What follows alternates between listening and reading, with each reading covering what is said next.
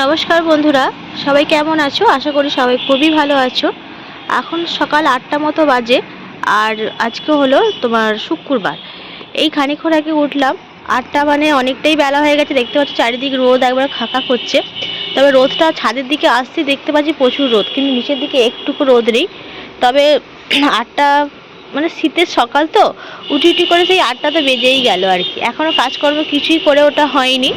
মোটামুটি উঠেছি, জাস্ট এসে একটু ফ্রেশ হয়ে আর বাইরের দিকে প্রত্যেক দিনই হয়, আগে বাইরের দিকে আসি, তারপর তার কাজে কর্মে হাত দিই। আর ঠান্ডাটা জন্য যেন কোনো কাজেই হাত লাগছে না, বিশেষ করে জলের কাজে। জল দেখলে যেন ভয় লাগছে আর কি। এই জাস্ট উঠলাম, উঠে আর এই যে ছাদের দিকে এলাম। আমি যাই ছাদের দিকে, অনেকদিন যাইনি সকালের দিকটা। আর সকালের দিকটা ছাদের দিকে এলে না কি ভালো লাগে যেন, কি রোদটা পড়ে তো সুন্দর, খুব সুন্দর লাগে। আর এই গাছের পাতাটা এইভাবে ঝুঁকে গেছে, কাটতে হবে। গাছের পাতাটা ভালোই ঝুঁকে গেছে। খাড়াই দেখতে পাচ্ছ ওদের ঘরের ছাদ থেকে, বিশাল খাড়াই।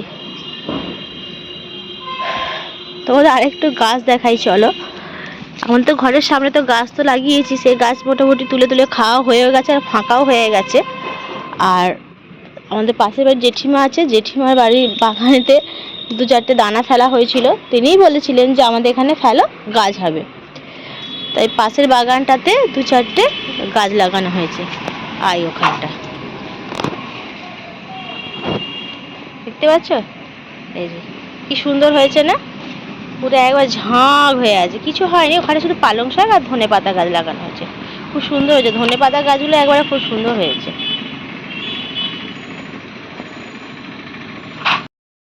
এই সকালে হালকা রোদটা গায়ে পড়ছে, যেন কি ভালো লাগছে। রোদটা তো খুব একটা চড়া থাকে না, সকালের দিকে হালকাই থাকে। আর এই যে এসে দাঁড়িয়ে গেছি, মনে হচ্ছে যেন এখানটা কিছুক্ষণ দাঁড়িয়েই থাকি। কিন্তু 8টায় উঠলাম, দেখতে দেখতে 8:10-15 হয়ে গেল। এখনও ছেলে ওঠেনি। আমাদের কর্তামশাই ঘুম থেকে উঠেনি, তাদেরকে ডেকে এসেছি যে উঠে পড়, কিন্তু তারা এখনও ওঠেনি। তাদেরকে গিয়ে আরেকবার ডাকবো। আর যাই গিয়ে আগে বাসন অনেকগুলোই, বেশি পড়ে নেই, কালকে অল্পই বাসন পড়েছে, বাসনগুলো শুধু ধুয়ে নেব। নিয়ে তারপর আগে চা খাবো, খেয়ে তারপর মোছামুছি করবো। কারণ শীতকালে একটু গা গরম না করলে যেন হয় না। আমার ঠান্ডা, কী রে বাবা সেখানটা, ঠান্ডা ঘেটে না মনে হয় যেন একটু গরম গরম চা খাই। যেন ভাবছি আগে বাসনগুলো মাজবো, মেজে আগে চা খাবো, তারপর বাকি কাজগুলো হবে। এই শীতকালে এই কাজ করব না, ওই কাজ করব না, রোদে দাঁড়াবো, এই করে করে না কোথা দিয়ে 12টা বেজে যায় না, আর অন্যান্য কাজে যেন হাতই লাগে না। এই হয় আর কি। শুধুমাত্র আমার একা সংসার বলে কোনো কিছু কাজের চাপ নেই, হচ্ছে হবে করে করে হয়। কিন্তু না, আগে এটা খুব সমস্যা হতো।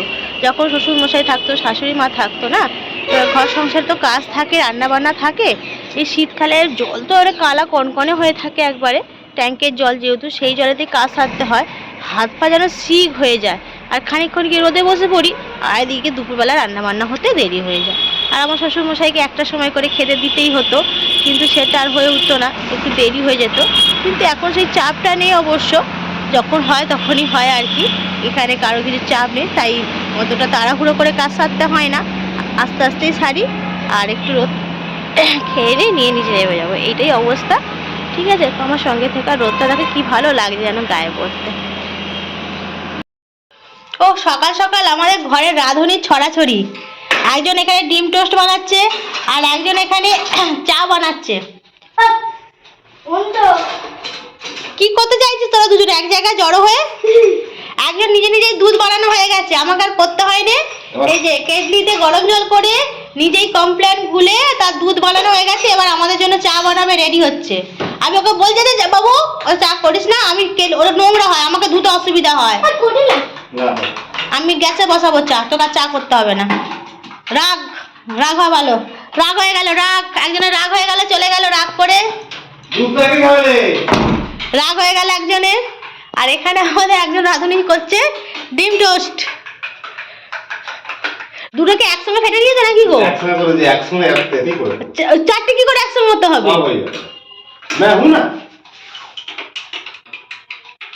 নিজেই বানিয়েছে দুধটা এতে। এবার রেডি করছিল চা করে বলে রেখে দিয়েছে খাওয়ার জন্য। গরম জল ও 2 মিনিটের ডাক, এক্ষুনি বেরিয়ে আসে, দেখো না 2 মিনিটের ডাক। অনেকদিন এই কালো কেন গো, এগুলো কেটে বাদ দিয়ে দাও। অনেকদিন হয়নি ডিম টোস্ট, আজকেই বললাম যে আজকে ডিম নিয়ে এসো, ডিম আছে, দুটো পাউরুটি কিনে নিয়ে এসো, টোস্ট করবে। তাই ও করে খেয়েও বেরিয়ে যাবে। আর তাই আমার এখনো ব্রাশ করা হয়নি বলে ও করে নিচ্ছে। আবার চলে এলো, হয়ে গেল রাগ। রাগ রাগ হয়ে গেল, আবার রাগ করে আবার চলে এলো। এটা কি রাগ? আমি খাবোই না, চা যদি খারাপ হয় বলে দিচ্ছি। কালকে পাপার মতনই হবে।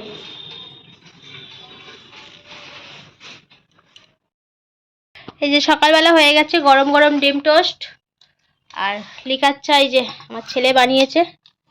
লিকারটা আরেকটু হলে ভালো হতো, তবে ঠিক আছে। আর এই যে ডিম টোস্ট, কি হচ্ছে ওইভাবে খায়? ঠিক করে খা। লঙ্কা লঙ্কা খাওয়া ভালো, বড় হয়ে গেছিস, খা বেশি করে লঙ্কা খা।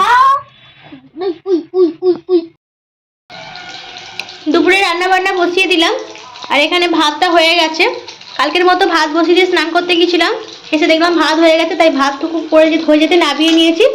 আর আজকে বাজারে থেকে একটু মাছ নিয়ে এসছে, ছোটো ছোটো ভোলা মাছ নিয়ে এসছে আর কটা চিংড়ি মাছ নিয়ে এসছে।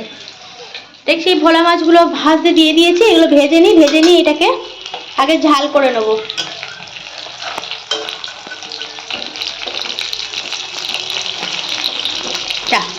যেটা ভাবি সেটাই ভাল লাগে না জানো আমার। ওই মাছ ফাছ উল্টানোর সময় এত সমস্যা হয় না, যদি একবার জড়িয়ে ধরে আর তাকে টেনে তুলতে পারবো? তো ভালো করে কড়াইটাকে তাতিয়ে তারপর দিয়ে, তারপর যেন উঠতে চায় না। মাছটা ভেজে মাছের ঝালটা করব। আর এই যে সিম কেটেছি, সিম ভাজা করবো, কারণ সিমগুলো নষ্ট হয়ে যাচ্ছে, অনেকদিন ধরেই পড়ে আছে। আর যাওয়ার আগে মোটামুটি সব সবজিগুলো শেষ করে রেখে যাব। আর ভাবছি ফুলকপি দিয়ে, একটা ফুলকপি বাজার থেকে নিয়ে এসে যে ফুলকপি দিয়ে একটু তরকারি হবে। দেখা যাক আর কি করতে পারি, কারণ এখন 12:30 বাজে, কখন রান্না শেষ হবে জানি না। মোটামুটি টুকটুক করে রান্না করতে থাকি, যখন হবে হবে। ঠিক আছে, চলো রান্নাটা সেরে নিই আগে সব করে। সকালে মানে দুপুরে রান্না বান্না সেরে, কাজকর্ম সেরে, খাওয়া দাওয়া সেরে, মানে সব কিছু কমপ্লিট করে এই ঘরে এলাম। এখন কটা বাজে জানো? 3:30। আলোর জন্য দেখা যাচ্ছে না, পুরোপুরি 3:30 বাজে। এই শীতের সময় এই হয় আর কি, মানে সকালের দিকটা গাবলতিপনা করে কাজ হয়, আর দুপুরের দিকে রান্না বান্না কাজকর্ম বাসন কুসন মাজামুজি সব কিছু করে কমপ্লিট করতে সেই 3:30 বেজে যায়। রোজই এরকম হচ্ছে, আজকে আবার একটু দেরি হয়ে গেল, কারণ তোমাদের দাদা দুপুরে এসে খেলো আর কি, খাওয়া দাওয়ার জন্যই একটু দেরি হলো। রান্না হয়ে গেছে, সে বললো আমি যাচ্ছি, আমি খেয়ে নিয়ে আবার বেরোবো আর কি। তাই সে খেয়ে নিল, আমরাও খেলাম একসঙ্গে বসে, তাই একটু দেরি হয়ে গেল। দেরিতেই এসছে যেহেতু, সে খেয়ে দিয়ে আর বসেনি আর শোয়ওনি আর কি, সে বেরিয়ে গেল কাজে। আর এই ঘরে এলাম। কি বড় বড় মশা রে বাবু, মার না মশাটা। দেখো বার্গার, আইসক্রিম, অনেক কিছু পেয়েছি।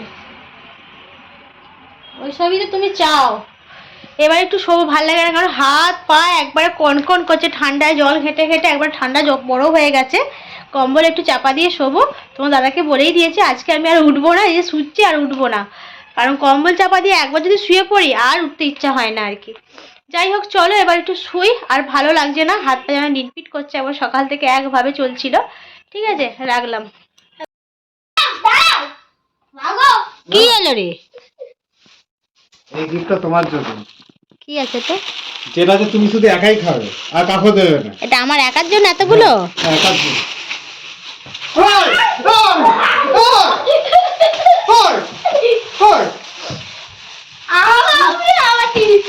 তা আমার জন্য নিয়ে এসছে, ও নিয়ে নিল কেন? আচ্ছা রাখ, ভেঙে যাবে, রেখে দে, যাই থাক ভেঙে যাবে, রেখে দে। সেখানে রাখ, সেখানে টেবিলে রাখ। মিষ্টি আবার মিষ্টি? তুই খাবি না তো মিষ্টি? হ্যাঁ খাবো।